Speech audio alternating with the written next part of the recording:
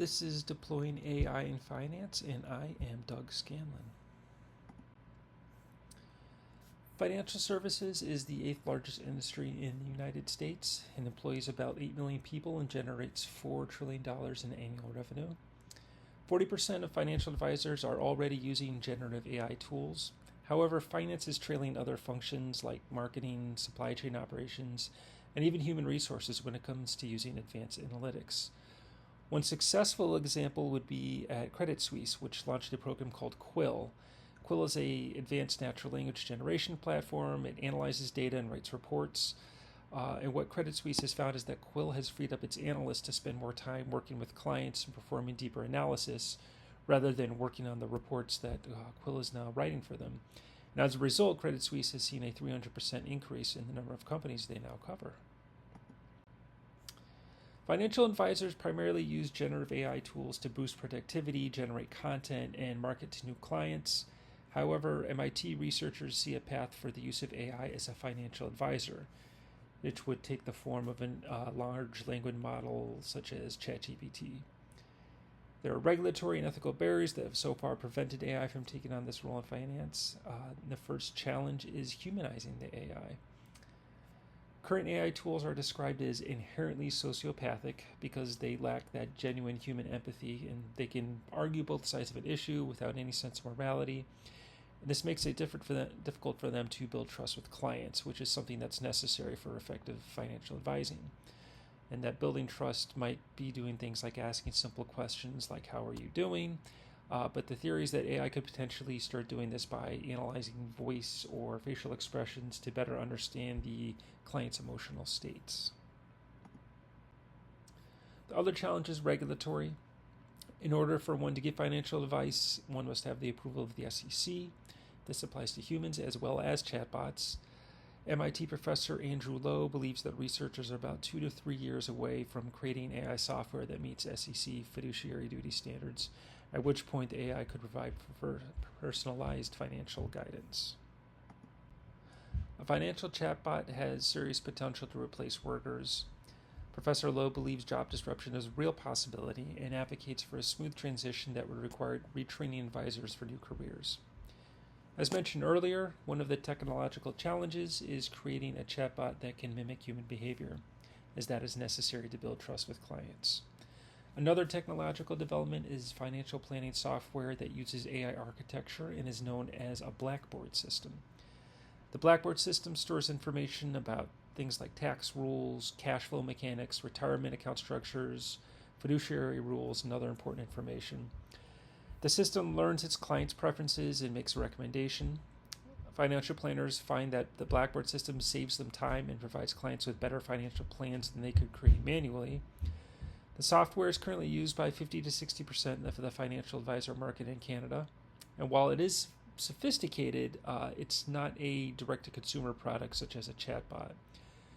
Professor Lo notes that he hopes the financial chatbot will become accessible to people across the wealth spectrum, perhaps even free of charge. This would have a massive impact on the economy by making investing just more affordable and accessible to the average person. More chatbots means more energy usage, and more energy means an increase in the usage of data centers. Beyond just the electricity demands, a great deal of water is needed to cool the hardware used for training, deploying, and fine-tuning generative AI models such as chatbots. And this process can strain local water supplies, it can disrupt local ecosystems.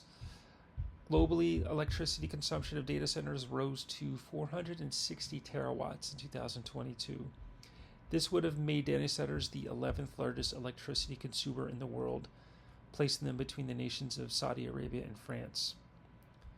The push for those in finance to meet SEC requirements comes from the Sarbanes-Oxley Act of 2002, which was passed by Senator Paul Sarbanes and Representative Michael Oxley in response to major corporate scandals like Enron, Tyco, and WorldCom.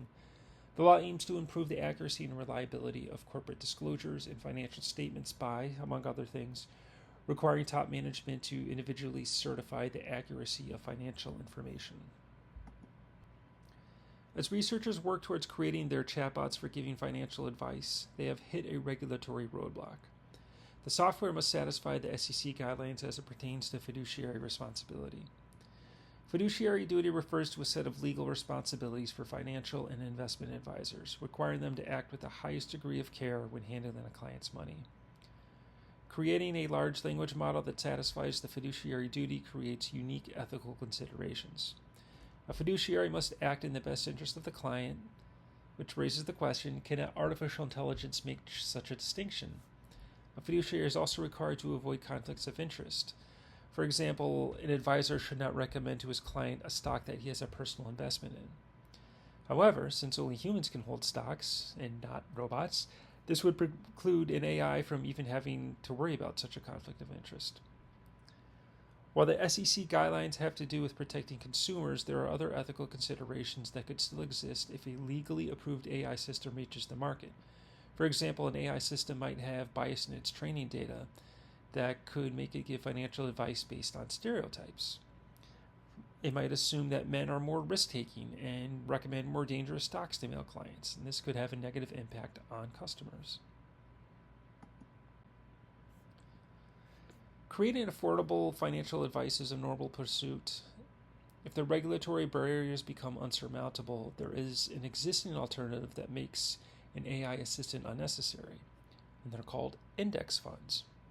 Warren Buffett, the greatest stock picker of his generation, very much enthusiastically promotes low-cost index funds for the lay investor. They don't require active management or financial advice, and they even outperform most hedge funds. The typical person who cannot afford financial advice and is waiting on the SEC to approve a chatbot might be better off just putting their capital in an index fund. The other issue to consider is that while I understand the SEC's hesitancy to approve a large language model for the finance industry, they should consider that most people who cannot afford financial advice are probably already using ChatGPT for that purpose. It is free and probably gives decent advice, although it's prone to hallucinations. In other words, whatever ethical notions exist with launching such a financial tool should be weighed against the status quo, which is people using ChatGPT as their free financial advisor, something it was never intended to do. Anyway, thank you for listening to my presentation.